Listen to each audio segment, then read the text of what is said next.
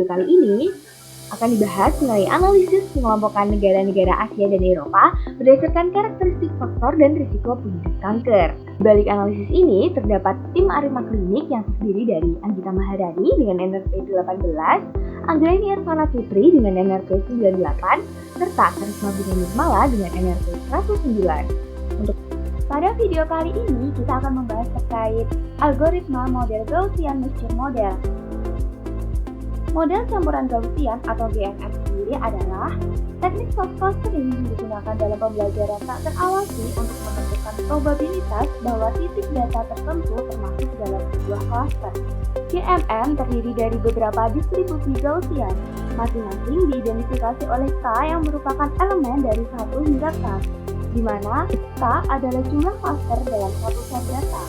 GMM memberikan cara yang lebih fleksibel dan lebih halus dalam menangani cluster, terutama ketika titik data berada dekat dengan beberapa pusat. Cara kerja GMM.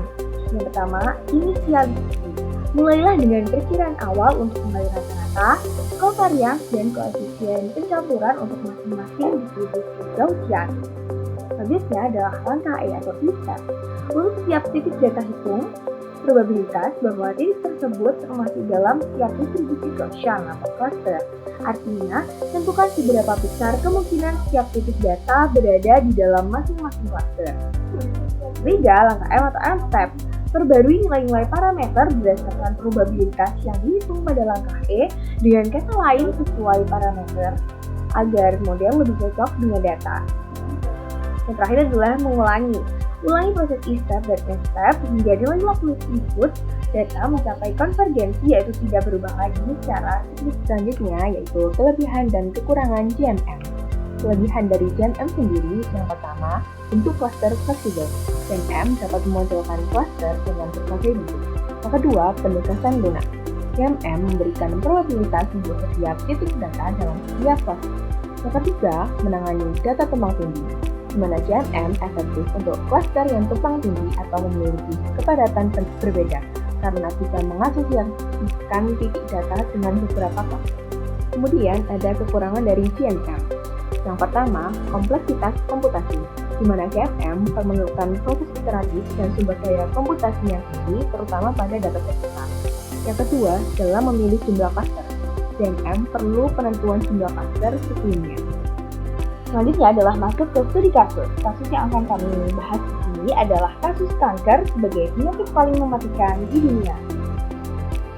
Berdasarkan data dari World Health Organization, kanker menyebabkan sekitar 9,6 juta kematian setiap dunia, yang menyumbang hampir 1 dari 6 kematian secara global, serta kanker adalah penyakit yang ditandai oleh pertumbuhan sel-sel abnormal yang tidak terkendali dalam tubuh, yang dapat menyerang jaringan sekitarnya dan menyebar ke bagian tubuh lain melalui sistem darah atau getah bening.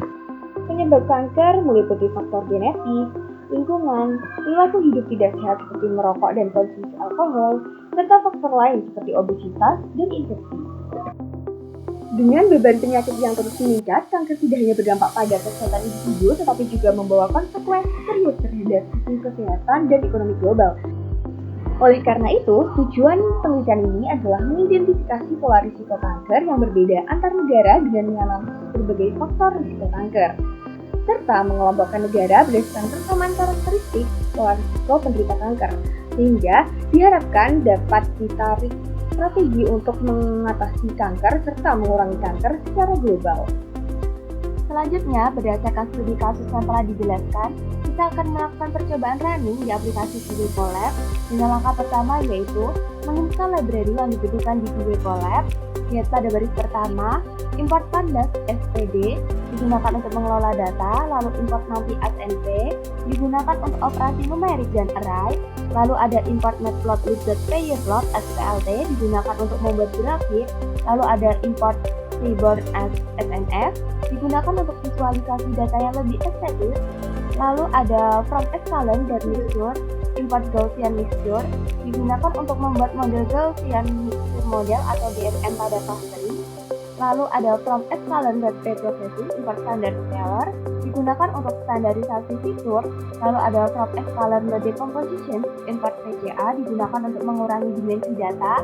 Dan terakhir, from scalar dan matrix import signet score digunakan untuk mengukur kualitas clustering, yaitu seberapa baik data dikelompokkan. Pada tahap kedua, pada baris pertama untuk menyimpan lokasi file Excel di mana data yang kita gunakan adalah data global cancer ke dalam variabel file underscore path. Lalu pada baris kedua, untuk membaca file Excel dari file underscore path menggunakan fungsi pd.read underscore Excel dari pustaka pandas, lalu menyimpan isi file tersebut ke dalam data frame bernama data. Pada input di step 2 diperoleh data berisi faktor-faktor utama yang memengaruhi diagnosis, pengobatan, dan kelangsungan hidup kanker. Kumpulan data ini juga mencakup berbagai fitur yang umum dipelajari di bidang medis seperti usia, jenis kelamin, jenis kanker, faktor lingkungan, dan perilaku gaya hidup. Tab 3 digunakan untuk mengambil kolom yang dibutuhkan, di mana kita akan membuat daftar nama kolom yang ingin dipilih dari data. Di sini kita menggunakan country region, genetic risk, air pollution, alcohol use, smoking, obesity level, treatment cost USD, survival years, and target severity score. Selanjutnya, data sama dengan data kolom itu digunakan untuk memilih hanya kolom-kolom yang sudah ditentukan di dalam kolom dari data. Berdasarkan step 3, diperoleh data yang digunakan untuk melakukan clustering adalah tingkat keparahan kanker, kebiasaan konsumsi alkohol, biaya pengobatan, polusi udara, tingkat obesitas, dan durasi hidup pasien. Pada step keempat, akan dilakukan pengelompokan data berdasarkan country region, menghitung rata-rata untuk setiap kolom numerik dalam setiap kelompok, dan mengatur ulang indeks supaya lebih terstruktur. Dari step 4, diperoleh output yang menunjukkan nilai rata-rata variabel N dari masing-masing negara. Selanjutnya, pada step kelima, kita akan melakukan standarisasi data. Pada baris pertama, menghapus kolom country region dari data group sehingga hanya kolom numerik yang tersisa untuk dianalisis. Pada baris kedua, membuat objek standar scalar dari scikit-learn yang berguna untuk standarisasi data. Baris ketiga, melatih scalar berdasarkan data features dan mentransformasikan data tersebut menjadi data yang sudah distandarisasi. Berdasarkan step 5, didapatkan output berupa data yang sudah distandarisasi. Pada step ke-6, kita akan mencari jumlah cluster terbaik dengan DIC. Baris pertama, membuat list kosong untuk menyimpan nilai DIC dari setiap jumlah cluster. Baris kedua, menentukan tentang jumlah cluster yang akan dicoba, dari 2 hingga maksimal 10 atau sebanyak jumlah sampel. Lalu kita akan memilih mana yang lebih kecil. Baris ketiga, memulai looping untuk mencoba setiap jumlah cluster dalam renang tersebut. Baris keempat, membuat dan melatih model GMM dengan jumlah cluster sebanyak N. Baris kelima, memberikan label cluster pada setiap data berdasarkan model GMM yang sudah dilatih. Baris keenam, mengecek apakah hasil clustering membentuk lebih dari satu cluster. Baris ketujuh, jika lebih dari satu cluster terbentuk, hitung dan simpan nilai DIC dari model tersebut. Baris ke-8, jika hanya menghasilkan satu cluster, sambil pastikan bahwa model tersebut dilewati atau diikuti. Selanjutnya yaitu step 7. Dengan baris pertama, kita membuat plot dengan mengatur ukuran gambar plot menjadi full inci untuk lebar dan 5 inci untuk tinggi. Baris kedua, membuat plot garis di mana jaringan ini membuat grafik yang menunjukkan hubungan antara jumlah cluster dan nilai DIC. Untuk baris yang ketiga, menetapkan label sumbu X menjadi jumlah cluster dan label sumbu Y menjadi DIC score. Lalu membuat judul untuk plot menjadi DIC score versus jumlah cluster. Terakhir itu mengatur letak plot agar lebih cepat dan tidak ada elemen yang terpotong dan menampilkan plot. Dari step 7 tersebut didapatkan output bahwa terdapat 6 cluster yang dipilih dengan melihat nilai DIC yang terkecil. Untuk step yang ke-8, dengan pada tersebut kita menentukan jumlah cluster terbaik berdasarkan hasil analisis sebelumnya, yaitu sejumlah 6. Lalu kita membuat objek GMM dengan jumlah cluster optimum dan random set sama dengan 42 agar hasilnya konsisten.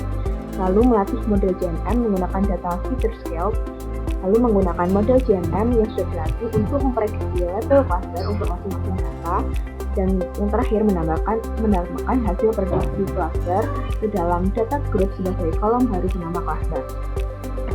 Berikut disajikan output dari step 8 di mana terbentuk kolom cluster untuk antaranya sendiri adalah cluster 1 dan seterusnya.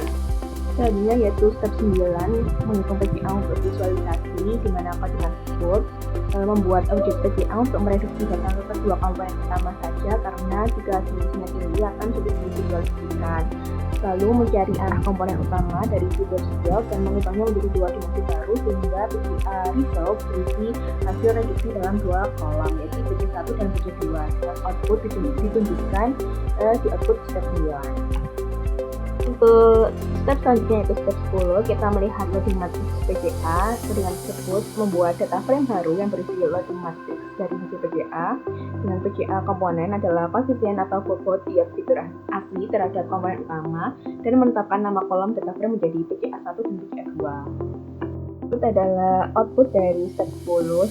Terdapat dua komponen yaitu PC1 yang terdiri dari alcohol use, treatment cost USD, target severity score, dan komponen PC2 terdiri dari genetic risk, air pollution, smoking, oxygen level, dan survival years.